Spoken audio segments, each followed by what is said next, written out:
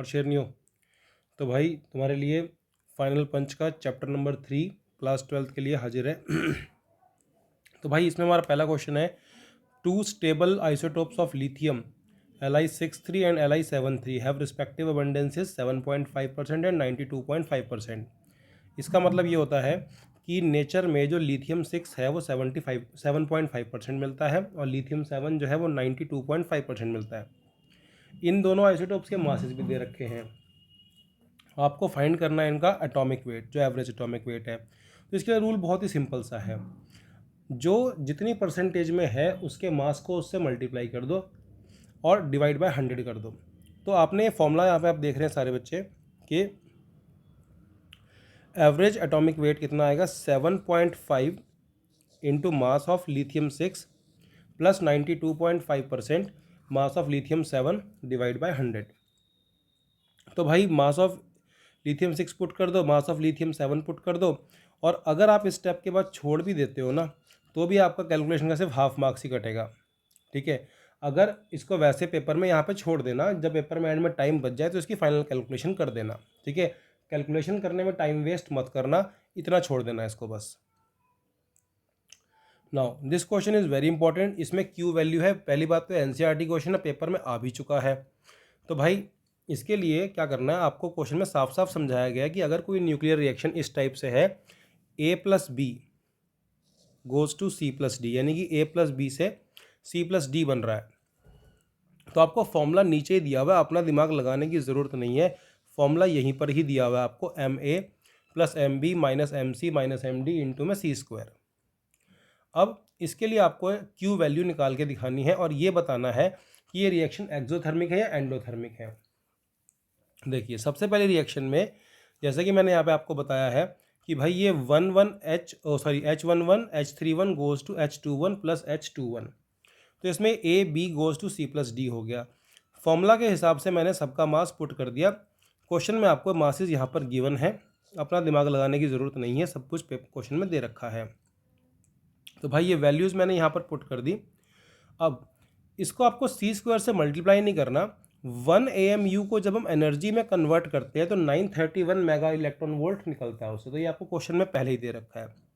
तो यहाँ पर सबसे पहले मैंने जो है ना इसका जो Q वैल्यू थी उसका डेल्टा M निकाल लिया। अब आपको देखने में कैलकुलेशन मुश्किल लग रही होगी, लेकिन ये सारी कैलकुलेशन बहुत ही आसान होती हैं अगर आप इसको प्रॉपर तरीके से करते हैं। देखो इसके लिए मैं आपको एक टिप दे रहा हूँ कि कैलकुलेशन को बहुत ही साफ़ सुथरे तरीके से करना, पूरा अच्छे सजा के, चाहे इसको रफ में करो, क्योंकि कैलकुलेशन ना मुश्किल नहीं है, बस थोड़ी सी लेंथी है।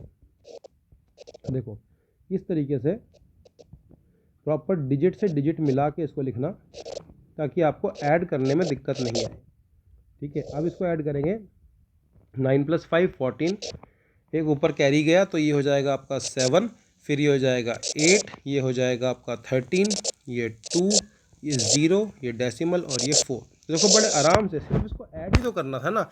अगर आप इसको बिल्कुल ही हैफेजर्ड राइटिंग में लिखोगे तो ये ऐड भी नहीं होने वाला तुमसे पेपर में, लेकिन इसको ऐसे साफ साफ लिखोगे तो बड़े आराम से देखो ऐड होके एक बार में ये आंसर आ गया।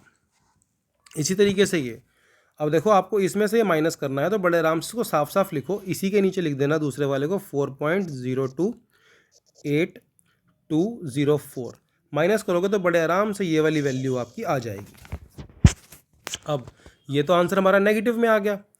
तो अगर किसी रिएक्शन की Q वैल्यू नेगेटिव होती है, दैट मीन्स वो रिएक्शन एंडोथर्मिक है, यानी कि वो रिएक्शन में तो पहले ही एनर्जी का घाटा है, उसको एनर्जी दोगे तब वो रिएक्शन होगी, अपने आप नहीं होगी, आपको उसे एनर्जी देनी पड़ेगी, वो एंडोथर्मिक है। ठीक है, तो it is a non spontaneous reaction, ये अपने आप नहीं होगी, इसको आपको एनर्जी प्रोवाइड करनी पड़ेगी। सेकंड पार्ट मैंने आपके लिए खुद छोड़ दिया, इसको प्रैक्टिस के लिए सेकंड वाले पार्ट को करेंगे बिल्कुल सेम इसी तरीके, सब कुछ दे रखा है। कार्बन का मास दे रखा है, कार्बन 12 का, ठीक है, नियॉन का भी दे रखा है, हीलियम का भी दे रखा है, सब कुछ दे रखा है। बिल्कुल सेम प्रोसीजर फॉलो करते हुए प्रैक्टिस करके इसको अपने आप करो। ठीक है, now question number 3, how long an electric lamp of 100 watt can be kept glowing by fusion of 2 kg of deuterium? The fusion reaction can be taken as this. Very important question, बहुत साल से ये दरवाज़ा खटखटा रहा है board का, क्या पता इस साल आई जाए। ठीक है, देखो सबसे पहली बात तो यहाँ पर एक चीज़ नोट करेंगे कि फ्यूज़न करने के लिए आपको कितने ड्यूट्रियम के एटम चाहिए, 2 चाहिए। एक फ्यूज़न करने के लिए आपको 2 ड्यूट्रियम के एटम्स चाहिए। साफ साफ दिख रहा है यहाँ से। तो सबसे पहले हम ये निकालेंगे कि 2 किलो ड्यूट्रियम के अंदर कितने एटम्स हैं। Number of atoms present in 2 ग्राम। अब यहाँ पर एक ट्रिक खेली गई है। आप जनरली एवोगैड्रो नंबर को 6.023 इंटू 10⁻23 लेते हैं। यहाँ पर कैलकुलेशंस को सिंप्लीफाई करने के लिए इसको ड्रॉप कर दिया गया, तो खाली यहाँ पर हमने क्या यूज़ किया, 6 into 10⁻23, which is a very important trick. इससे आपके आंसर पे ज़्यादा असर नहीं पड़ेगा, बट ईजिली सॉल्व हो जाएगा। तो भाई मोल कंसेप्ट के हिसाब से 2 ग्राम ड्यूट्रियम के अंदर इतने एटम, तो 2 किलो के अंदर कितने होंगे, 6 इंटू 10⁻23 को 10⁻3 से मल्टीप्लाई कर देंगे, तो it becomes 6 into 10⁻26। Now total possible fusions. अब देखो एक फ्यूज़न करने के लिए 2 चाहिए थे ड्यूट्रियम, तो इतने ड्यूट्रियम के एटम में कितने पेयर बन जाएंगे, 2 से डिवाइड कर दो, इतने पेयर बन जाएंगे आपके पास, यानी कि इतने फ्यूजन्स पॉसिबल हैं। अगर एक फ्यूज़न से 3.2 मेगा इलेक्ट्रॉन वोल्ट की एनर्जी निकलती है, तो भाई इतने पेयर से कितनी निकलेगी, इसको मल्टीप्लाई कर दो। अब ये MEV में दे रखा है, इसको जूल में कन्वर्ट कर लो। तो कुल मिला के 2 किलो ड्यूट्रियम में से इतनी एनर्जी निकलेगी। ठीक है, अब जो बल्ब है वो 100 वाट है, यानी कि 100 जूल बिजली खाने 100 जूल एनर्जी खाने के लिए उसे मात्र 1 सेकंड लगता है। तो 1 जूल बिजली खाने के लिए या 1 जूल एनर्जी खाने के लिए उसे कितना टाइम लगेगा, 1/100 सेकेंड। और इतनी एनर्जी 15.34 इंटू 10⁻13 जूल खाने के लिए कितना टाइम लगेगा, यूनिटरी मेथड से इसको मल्टीप्लाई कर दो, तो आंसर आ गया आपके पास 15.34 इंटू 10⁻11 सेकेंड्स। इतने सेकेंड्स तक इसे ग्लो किया जा सकता है। ठीक है, अब इसको ईयर्स में कन्वर्ट करने की बेवकूफ़ी मत करना, बहुत टाइम वेस्ट कर दोगे अपना। अगर क्वेश्चन नहीं समझ में आया तो एक बार दोबारा से रिवाइंड करो। ठीक है,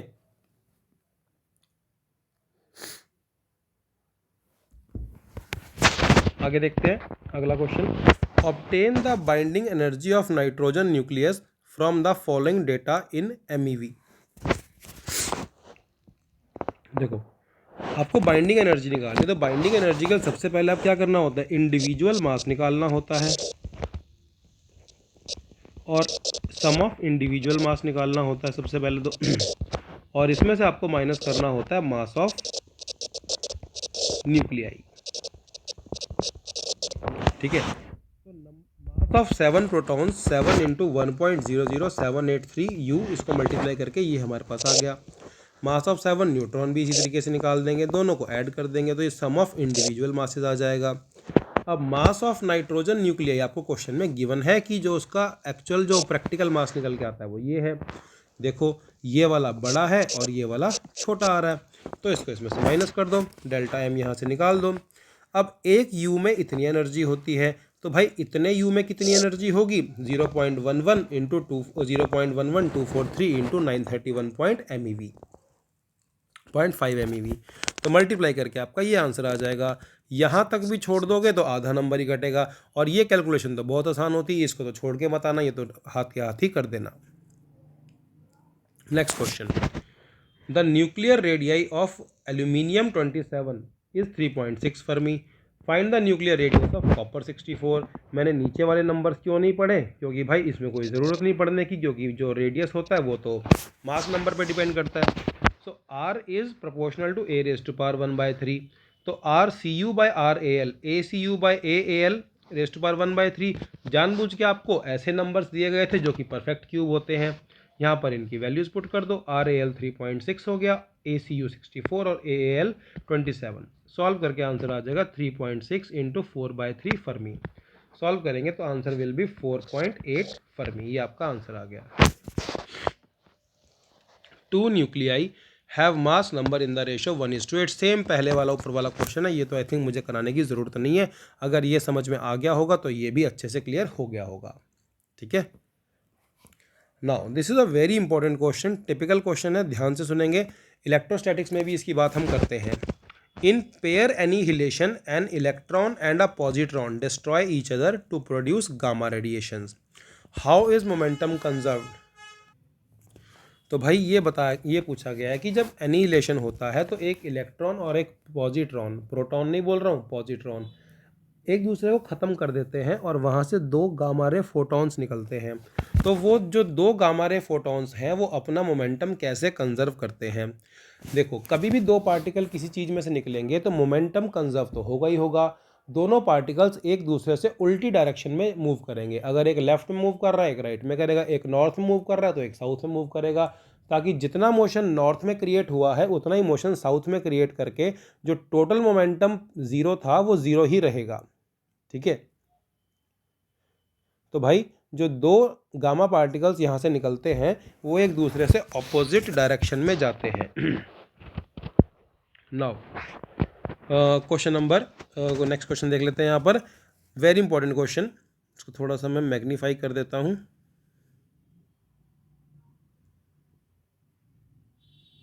देखिए, थोड़ा सा और नीचे कर देते हैं।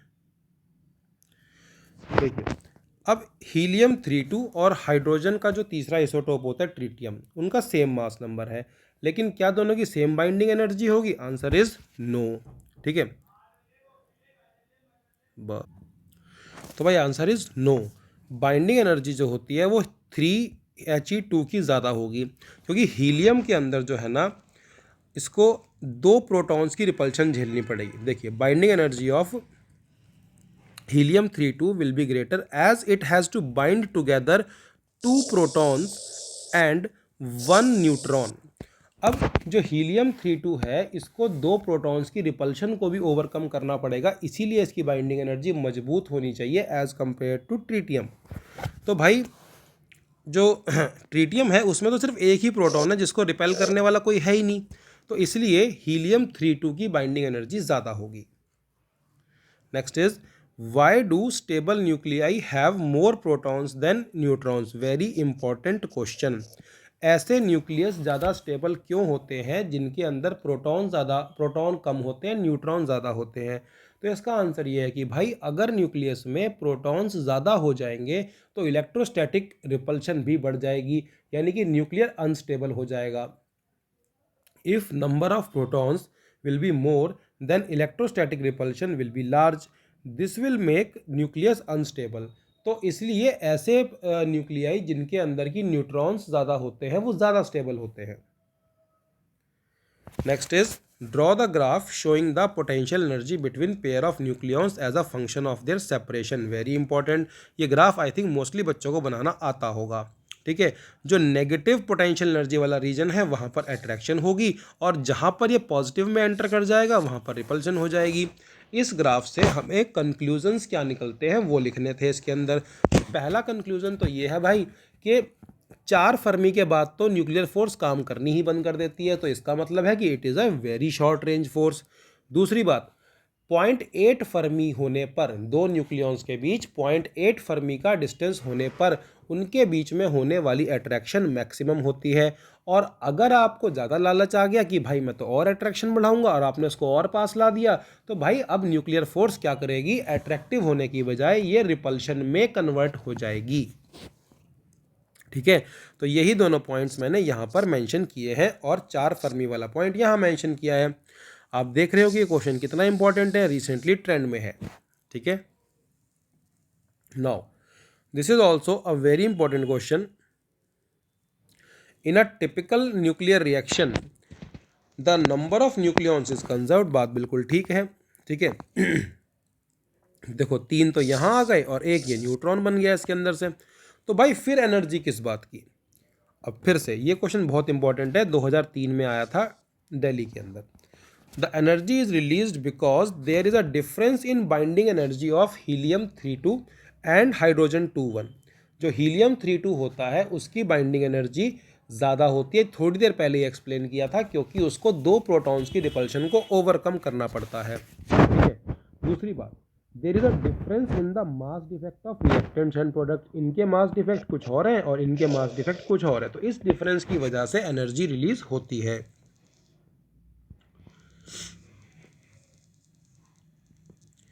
Next is what characteristic property of nuclear force explains the consistency of binding energy per nucleon in the range mass number A lying between 30 and 170।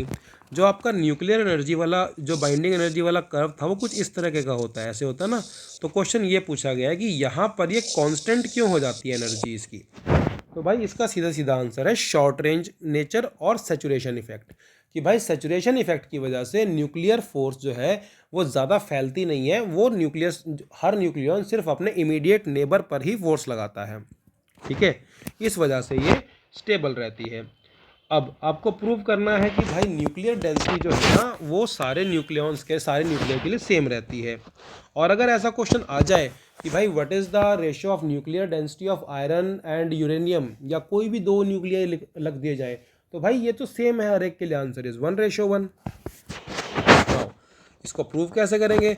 Average mass of nucleon हमने m मान लिया, nuclear density mass of nucleus into volume of nucleus और divide by volume of nucleus हो गया। अब जितने nucleons होंगे किसी न्यूक्लियस में उसको एवरेज मास से मल्टीप्लाई कर दो, तो हमने m इंटू a कर दिया। न्यूक्लियस को हमने स्फीयर माना यहाँ पर, तो 4/3 πr³। अब r जो होता है वो r0 a raise to power 1/3 होता है, r is equals to r0 a raise to power 1/3, ठीक है। और यहाँ पर हमने इसकी वैल्यू पुट कर दी, क्यूब करने पर a का तो पावर कैंसिल हो जाएगी, r0 का क्यूब आ जाएगा, a से a कैंसिल हो जाएगा। जो इस डब्बे के अंदर बचा है वो सब का सब कांस्टेंट है, 3 4 मास ऑफ न्यूक्लियस, और सॉरी यहाँ पर जो हमें इसको हटाना पड़ेगा, a यहाँ पर अब नहीं आएगा क्योंकि a से a तो कैंसिल हो चुका है, तो ये कांस्टेंट हो गया, ठीक है।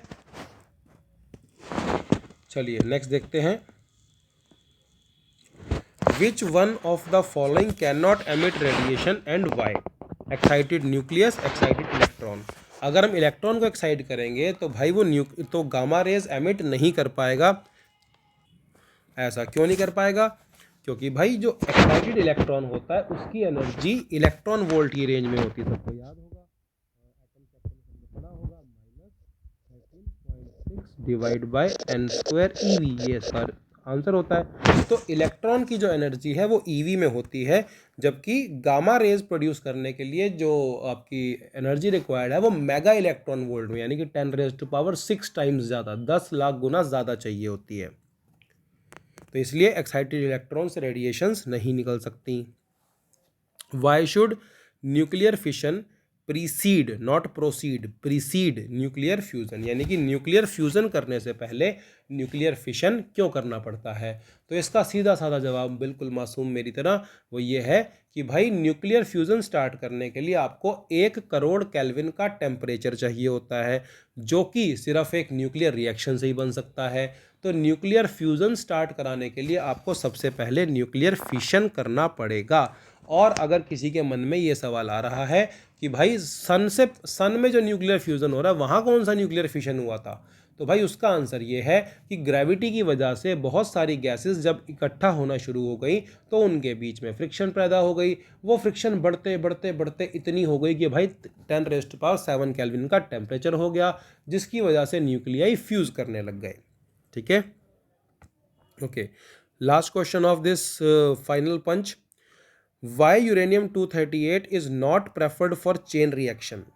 भाई यूरेनियम 238 को जो फिशन होता है ना वो सिर्फ एक फास्ट मूविंग न्यूट्रॉन ही कर सकता है, जो कि 12 मेगा इलेक्ट्रॉन वोल्ट कम से कम एनर्जी उसके अंदर होनी चाहिए, ठीक है। So only fast moving neutrons can cause fission of uranium 238, but these neutrons have less chances of interaction, they escape the fissionable materials without causing fission।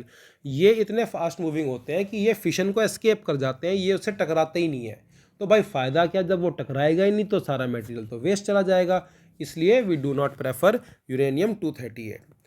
तो भाई शेरों और शेरनियों लगे रहो तैयारी में, अभी बाकी चैप्टर्स के भी आपके फाइनल पंच आ रहे हैं, ठीक है।